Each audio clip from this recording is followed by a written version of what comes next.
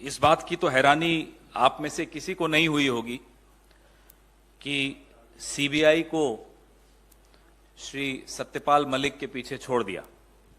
वो होना ही था। हैरानी इस बात की हमें तो हुई, मुझे पूरा भरोसा है आपको भी हुई होगी, कि ये करने में 10 दिन क्यों लगा दिए साहब ने। तबीयत तो ठीक है साहब की, हमारे 10 दिन लग गए सीबीआई को सत्यपाल मलिक जी को बुलाने में। हमें बड़ी चिंता हो रही है साहब की। या तो सीबीआई और एजेंसीज अब सुन नहीं रहे साहब की, या सोचने में मजबूर हो गए कि करें या नहीं करें, या गर्मी की छुट्टियां हो गई चले गए, हमें नहीं मालूम क्या हुआ। लेकिन 10 दिन साहब को लग जाएं एजेंसीज को सत्यपाल मलिक जी के पीछे छोड़ने में, यह हैरानी की बात है। पूरा देश इंतजार कर रहा था और इंतजार कर रहा है कि पुलवामा पर जो खुलासा सत्यपाल मलिक जी ने किया, उसके बाद सरकार की तरफ से कोई कुछ बोलेगा,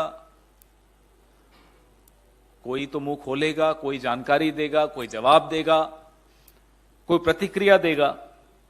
क्योंकि सत्यपाल मलिक जी ने बड़ा स्पष्ट तौर पे कहा था कि इंटेलिजेंस फेलियर था, सुरक्षा में चूक थी। 5 विमान अगर मुहैया करा दिए जाते जवानों को सीआरपीएफ के, तो ये आतंकी हमले से वो बच सकते थे। सरकार ने वो विमान देने से इनकार कर दिया। यह बात 2019 में 14 फरवरी की शाम को जब प्रधानमंत्री जी को फोन पर सत्यपाल मलिक जी ने बताई कि साहब ये लापरवाही है, ये चूक है जिसके चलते हमारे जवान शहीद हुए हैं, तो प्रधानमंत्री जी ने उन्हें कहा तुम चुप रहो, ये कोई और चीज है। इतना बड़ा खुलासा सत्यपाल मलिक जी ने किया, एक इंटरव्यू में किया। उसके बाद भी एकदम चुप्पी सरकार की तरफ से। हां, ट्रोल आर्मी जो है इनकी सत्यपाल मलिक जी के पीछे पड़ गई है, लेकिन सरकार की तरफ से कोई बयान नहीं आया, कोई प्रतिक्रिया नहीं आई। सत्यपाल मलिक जी ने भ्रष्टाचार के विषय में भी कुछ कहा कि प्रधानमंत्री को भ्रष्टाचार से कोई नफरत नहीं है। उन्होंने उदाहरण दिया गोवा के, जब वो राज्यपाल थे और उन्होंने प्रधानमंत्री के संज्ञान में गोवा के मुख्यमंत्री का जो भ्रष्टाचार है वो जब लाए, तो कार्रवाई मुख्यमंत्री पर नहीं हुई। आज भी वो मुख्यमंत्री हैं, लेकिन सत्यपाल मलिक जी को आनन फानन में हटा दिया गया गोवा से। एक विशेष विमान भेजा गया उनको कि यहां से रवाना करो, यहां बैठो भी नहीं, रुको भी नहीं, एक दिन भी नहीं रुको। तो सत्यपाल मलिक जी ने अदानी जी वाले मुद्दे पर भी अपने विचार रखे कि प्रधानमंत्री को यह अदानी वाला जो मामला है वो बहुत भारी पड़ने वाला है। ये तमाम कारण बिल्कुल स्पष्ट तौर पे बताते हैं कि सीबीआई, ईडी और तमाम एजेंसीज अब सत्यपाल मलिक जी का पता उन्हें मिल गया हो, अब वो जा रहे हैं।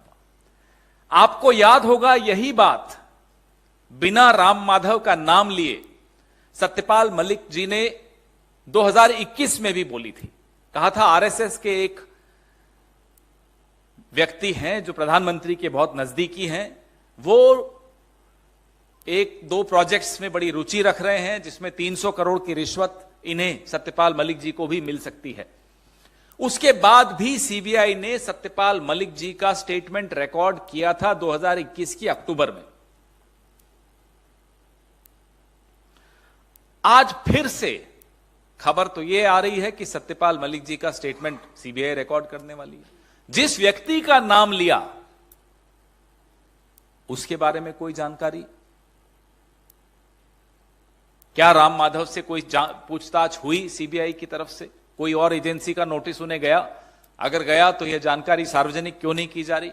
इसमें क्यों छिपाया जा रहा है? क्या राम माधव के तार आरएसएस में और ऊपर तक जुड़े हैं? क्या वो प्रधानमंत्री के वाकई नजदीकी हैं? ये तमाम सवाल सत्यपाल मलिक जी के खुलासों के बाद मुंह बाए खड़े हैं। हम सब इनके जवाबों का इंतजार कर रहे हैं। यह संदेश दिया जा रहा है सीबीआई को सत्यपाल मलिक के पीछे लगाकर, एक संदेश ना केवल सत्यपाल मलिक को दिया जा रहा है, और वो संदेश क्या है? वो संदेश वही है जो 14 फरवरी 2019 को उन्हें फोन पे प्रधानमंत्री जी ने खुद कहा था, तुम चुप रहो। फिर से वो संदेश अब की बार सीबीआई के मार्फत दिलवाया जा रहा है सत्यपाल मलिक जी को कि आप अभी भी चुप रहिए, तो आपके लिए आपका भलाई इसी में। ना केवल यह संदेश सत्यपाल मलिक के लिए है, यह संदेश ऐसे तमाम लोगों के लिए है जो न तो पेड़ हैं और ना ही वो रेड से डरते हैं, उनमें जमीर है, उनके भीतर सत्य की आवाज है, वो आज सवाल पूछने की हिम्मत रखते हैं। तो उनको ये धमकाया जा रहा है कि अगर आप सत्यपाल मलिक जी की तरह मुंह खोलेंगे तो आपके दरवाजे पर भी सीबीआई दस्तक देगी। ये स्थिति साहब ने एजेंसीज की बना दी है, ये स्थिति साहब ने संविधान की बना दी है। और ये व्यक्ति कौन है? सत्यपाल मलिक कोई कांग्रेस के नहीं है, कोई विपक्ष के नहीं है। आज भी जब मैं ये प्रेस वार्ता कर रहा हूं, आज भी सत्यपाल मलिक भारतीय जनता पार्टी के एक वरिष्ठ नेता हैं। आज से कुछ महीनों पहले तक वो प्रधानमंत्री के एक चहेते नेता थे। आज से कुछ महीनों पहले वो राज्यपाल भी थे। आज से 1.5 साल पहले वो जम्मू कश्मीर जैसे संवेदनशील राज्य के राज्यपाल थे, 2-2.5 साल पहले। तो लगातार आपने उनको एक से एक अच्छी पोस्ट दी। आज जब वो कुछ सवाल पूछ रहे हैं तो आप सीबीआई उनके पास भेज रहे हैं। जिस पर आरोप लगाया, सुना है वो अमेरिका में घूम रहे हैं, और जिसने आरोप लगाया वो अब सीबीआई के चक्कर काटेगा। तो जो राहुल गांधी बार बार हम सबको कहते हैं डरो मत, यह बात अब लोगों को समझ में आने लगी है। यह बात शायद सीबीआई को भी समझ में आने लगी है। 10 दिन इसीलिए लगे होंगे। और सत्यपाल मलिक जी के खुलासों के बाद ऐसे कई लोग हैं जो और कई खुलासे करने वाले हैं। इस सरकार के 9 साल जिस तरह से गुजरे हैं, जिस तरह से निर्णय लिए गए हैं, जिस तरह की नीतियां निर्धारित की गई हैं, ऐसी कई चीजें हैं जो इन्हें ये छुपाना चाहते हैं, और ऐसे कई लोग हैं जो वो बातें बताना चाहते हैं। आने वाले दिनों में आप सबके लिए बहुत रोचक होने वाले हैं और लोकतंत्र के लिए बहुत अच्छे होने वाले हैं, क्योंकि लोकतंत्र की रक्षा सत्यपाल मलिक जैसे लोग ही करते हैं जो सही वक्त पे बोलना जानते हैं। आपके सवाल।